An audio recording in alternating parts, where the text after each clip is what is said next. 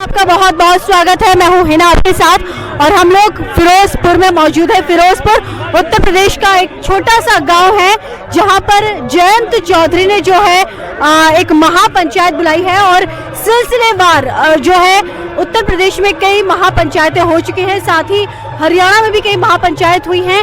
वो किस लिए हुई है ये भी हम आपको बताएंगे, लेकिन हम आपसे सबसे पहले बताना चाहते हैं कि बहुत ही जल्द पंचायती चुनाव भी उत्तर प्रदेश में होने वाले हैं और बहुत जल्द इलेक्शन कमीशन जो है वो भी अपना जो है डेट पंचायत चुनाव की वो भी डिक्लेयर कर देगा।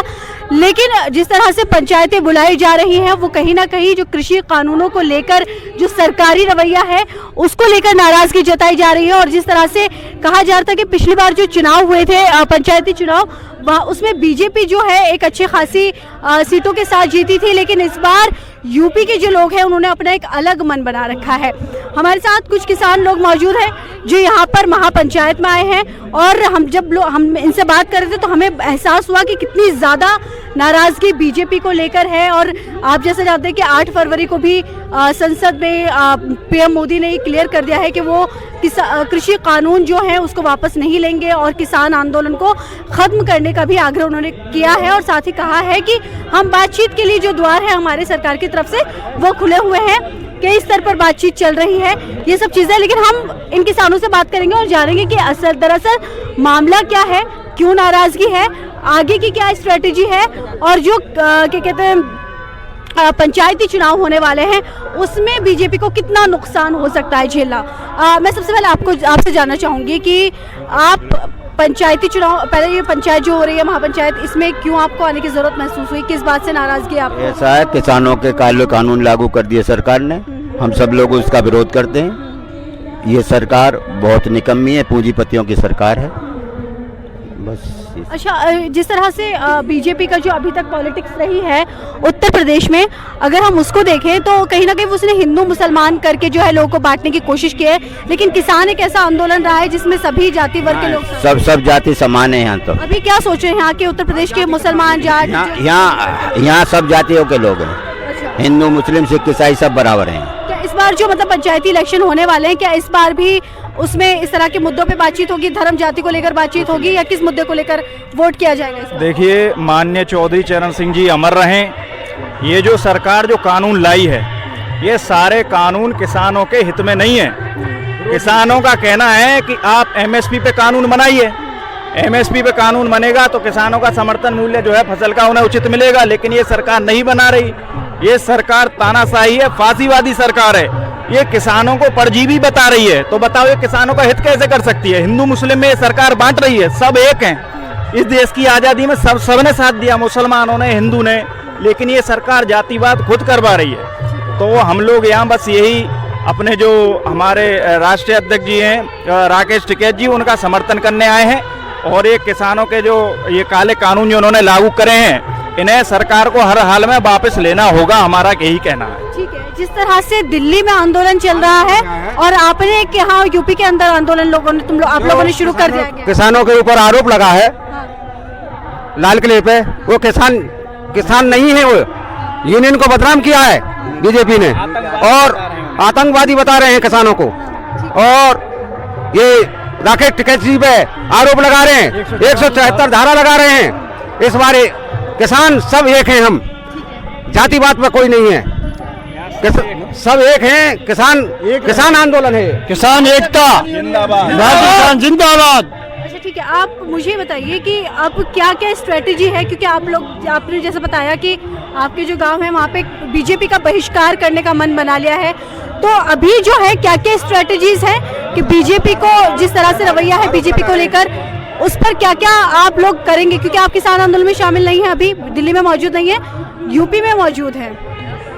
मैडम, हमारे गांव में पहले बीजेपी से काफ़ी वोट मिली थी पंचायती चुनाव में, लेकिन अब के गांव में एक लोकल पंचायत है और उस गांव में ये कहा गया कि अब के जो लोकल में जो भी बीजेपी के लोग वोट मांगने आएंगे उनका बहिष्कार करेंगे और बीजेपी को वोट नहीं देंगे।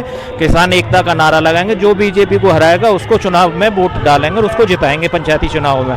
आगे भविष्य में 22 का चुनाव आने वाला, उसके बाद उस पर डिपेंड करेगा कि मोदी जी अपने कानून, काले कानून वापस लेते हैं या नहीं लेते हैं। अगर नहीं लेते हैं तो 22 में भी ऐसा ही होगा और फिर 24 में भी ऐसा ही होगा। तो इस बार मतलब कोई किसान जो है वो मोदी जी को वोट नहीं करेगा? जी नहीं, जी नहीं, जी नहीं, जी नहीं, वोट नहीं देगा। बहुत झूठी सरकार है मैडम, बहुत झूठी सरकार है, जुमलेबाज सरकार है। इनसे तो जो ये ज्यादा बोलते हैं, हमारे प्रधानमंत्री जी बहुत बोलते हैं, जो कम बोलते थे उनसे तो वो भी बेहतर है, इनसे तो वो भी कहीं भी बेहतर थे। तो आप सवाल पूछे हम, सपने झूठे क्या ये लुभावने सपने दिखा दिए सरकार के 15 लाख अकाउंट में आएंगे। किसी का आया क्या आज तक भाइयों बहनों? कुछ नहीं आया। बस ऐसे ही ये क्या मान लो, ये सब उद्योगपतियों की सरकार है। जियो लॉन्च किया, फ्री में रिचार्ज करे, फिर धीरे धीरे सबको फंसाया। ऐसे ही एपीएमसी मंडियां खत्म हो जाएंगी। जब मंडी खत्म हो जाएंगे तो किसान अपना गेहूं कहाँ बेचेगा? ये है। तो किसको वोट करेंगे इस बार पंचायती चुनाव में? वोट का मतलब नहीं है, जो हमारा हित करेगा, किसानों का हित करेगा, उसको ही हमारा समर्थन है। बस जाएगी वोट उसको, जो किसानों का हित करेगा, जो किसानों का हित करेगा उसको वोट जाएगा। अच्छा ठीक है। तो अब मुझे ये बताइए कि अभी जो है आगे की क्या क्या स्ट्रेटेजीज हैं, कितनी पंचायतें अभी और होने बाकी है और कहाँ तक जाएंगे अपनी बातों को लेकर? मैडम ये तो हर गांव स्तर पर चल रही है, तहसील स्तर पर भी चल रही है, सब जगह इनकी मीटिंग चल रही है। अब गांव स्तर पर भी मीटिंग हो रही है, तहसील स्तर पर भी मीटिंग हो रही है। जब तक इस सरकार को गिरा ना देगा किसान अब चैन से नहीं बैठने वाला। तो किसानों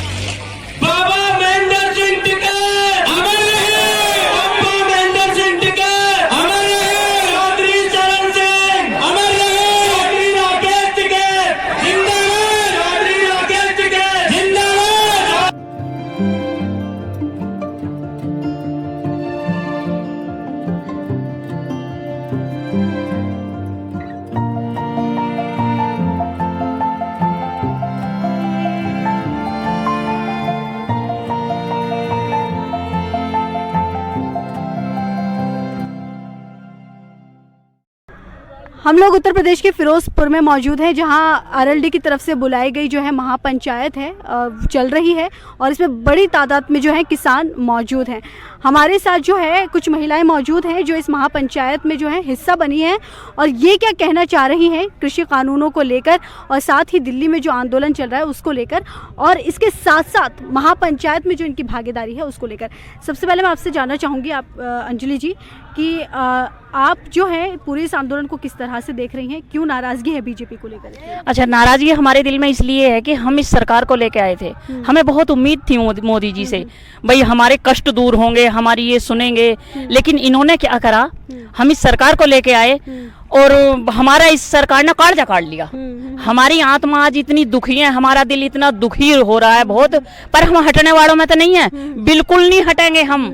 हमें बॉर्डर पे लेके चलो, हम बिल्कुल नहीं हटेंगे। और हमारा इसने फ्री गैस दी और देखो फ्री गैस देकर आज इतनी महंगी गैस कर दी। आश्वासन दिया सबको, गरीबों को के 2-2 लाख रुपए सबके खाते मारे, 2 रुपए नहीं आए आज तक हमारे खाते में। अच्छा के 2-2 हजार रुपए किसानों के मारे, भैया हमारे में ना आई कन्नी भी।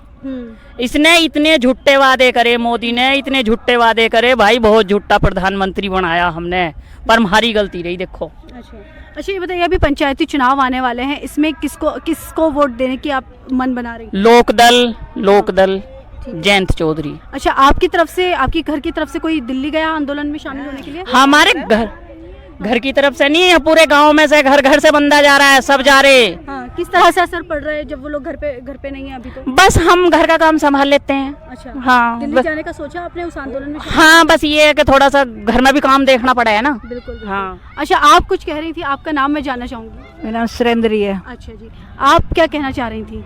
हम ये कहें जो मोदी सरकार ने अपने कानून, तीनों काले कानून को वापस लें।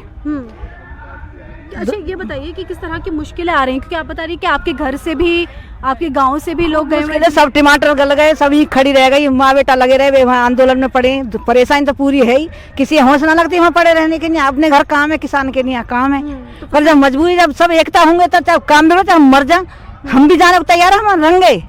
हमने सब कुछ त्याग दिया अपने देश के लिए, सब हम एकता से होंगे। पर हमें जो गलती आज पछता रहे सब मोदी मोदी मोदी। आज मोदी को हमें नतीजा हमें आज निकल के आ रहा है कि आज मोदी आज हमें रोड पे खड़े करने की कोशिश कर रहे हैं। ठीक है। तो अभी क्या मतलब किसको वोट देने की सोच रही हैं? वोट तो अपने नेता देंगे, जयंत चौधरी। अच्छा, ठीक है। और हम तो बीजेपी के ये नेता ही है, बीजेपी में मिले हुए उनके मैसेज सब में वहाँ सब मिला कह कर देव मोदी है।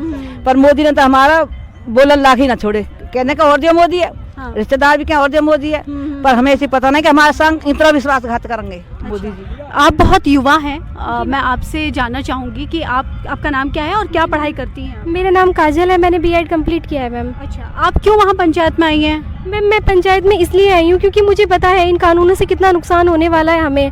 मैडम हम जानते हैं कि कृषि कानून जो ये मोदी गवर्नमेंट लेके आई है हमारे लिए, जब हम ये बोल रहे हैं हम किसान लोगों को ये नहीं चाहिए तो क्यों ज़बरदस्ती करने पे तुले हुए हैं। आज संसद में बैठ के इन्हें 200 लोगों के इन्होंने 2 लोग बता दिए, इनको डेटा नहीं पता कि कितने किसान वहाँ बॉर्डर पे मर चुके हैं। ये क्या सुनेंगे हमारी मैम? इन लोगों को सुननी चाहिए और समझनी चाहिए ये बात कि अंडानी और अंबानी से ये देश नहीं चलता, ये देश अन्नदाता से चलता है। आज आप अन्नदाता की बात ही नहीं सुनोगे, सड़क पे लाके बिठा दिया अन्नदाता को। कैसी गवर्नमेंट है आपकी? इसलिए हमने आपको चुना था, हम लोगों ने भी आपको वोट दिया था। सिर्फ कुछ लोगों की वोट से ही नहीं बने आप, बहुमत में आपकी सरकार आई, सबने आप पे विश्वास किया था।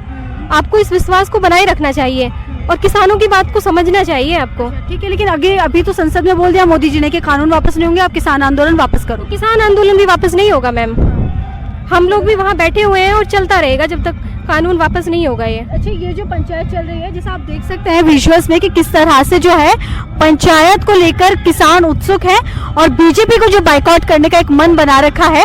तस्वीरों में आपको साफ झलक सकता है कि कितनी नाराजगी है और कितनी तादाद में, बड़ी तादाद में लोग जो हैं फिरोजपुर में जुट रहे हैं। जगह जगह महापंचायत हो रही है, जगह जगह इस तरह का कॉल दिया जा रहा है कि इस बार बीजेपी को बॉयकॉट किया जाएगा और इस बार जो है धर्म की राजनीति ना करके किसानों के मुद्दों पर राजनीति होगी, किसानों के मुद्दों के बारे में बात होगी। और अगर ये कृषि कानून वापस नहीं होते हैं तो बीजेपी की यूपी से वापसी हो जाएगी, ये यहाँ के किसानों का कहना है। जी मैम, अब की बार गवर्नमेंट हम नहीं आने देंगे। अगर इन लोगों ने ऐसा किया है इनको सोचना चाहिए था, ये किसानों के साथ में जो कर रहे हैं अब इन पे विश्वास नहीं किया जाएगा। ठीक है, अच्छा मुझे बताइए अंजलि जी, आपके पास अपने खेत हैं? हाँ जी। ठीक है, तो किस किस तरह की समस्या अभी आपको आ रही है? क्योंकि खेती बाड़ी भी होगी, फसल भी है, ठीक है, आपके घर वाले भी गांव से भी लोग हैं और जैसे कि बता रही हैं ये कि फसल को नुकसान हो चुका है, और किस किस तरह की समस्याएं आ रही हैं? सारी समस्याएं आ रही हैं, सारी समस्या के गिनवा में एक हो तो बतावे भी। फसल हम नहीं बेच पाते और टमाटर हमारे गड़ गए। अच्छा मुझे ये बताइए एक चीज, हाँ, किसान घर में आए जब मंदा, जब उन सरकार के हम चले जाए महंगा हो जाए। अच्छा, आड़ू हमारे आड़ू आए, अब कितने सस्ते कर दिए, और जब उस पे अरे जब आड़ू लिए रहते हम 100 रुपए किलो आड़ू। अच्छा मुझे मान्य आ जाएंगे, वे हमारी क्या दशा कर देंगे, बस उनसे पूरा डर लग रहा है। पर हम डरने वाले ना, हम सब एक, पूरा देश एकजुट है। अच्छा, अभी तक जो बीजेपी जिस तरह की राजनीति करती थी, हिंदू मुस्लिम को लेकर बात करने सब एक हैं, सब हिंदू मुस्लिम सब एक हैं, सब एक हैं अब। सब किसानों हाँ जी, हाँ जी, हाँ जी, सब किसान हैं। अगर अभी वोट करने जाओगे तो क्या हिंदू मुस्लिम के मुद्दे पे वोट नहीं, करोगे? नहीं, नहीं, सब एकता। लोक दल को वोट देंगे, जयंत चौधरी को वोट देंगे। ठीक है, तो जिस तरह से किसान महिलाओं का भी साफ साफ कहना है कि एक जो 2013 में जो मुजफ्फरनगर दंगे हुए थे, उसके बाद जिस तरह से बीजेपी ने अपना दबदबा उत्तर प्रदेश में बनाने की कोशिश की थी, और अभी जो है उसके बाद से किस तरह से जो आरएलडी है उसको सफाया हो गया था, लेकिन अब एक बार फिर से ज़मीन आरएलडी ने पकड़ी है यहाँ पर। और पंचायती चुनाव में जिस तरह से किसान एक तरह का कॉल दे रहे हैं बीजेपी बाइकआउट का, उसके बाद से ये साफ हो रहा है कि इस बार पंचायती चुनाव और 2024 में जो चुनाव होने वाले हैं वो मोदी जी के लिए थोड़ा मुश्किल होंगे। फिरोजपुर से वीडियो जर्नलिस्ट रिजवान के साथ हिना फातिमा, फ्रीडम एक्सप्रेस।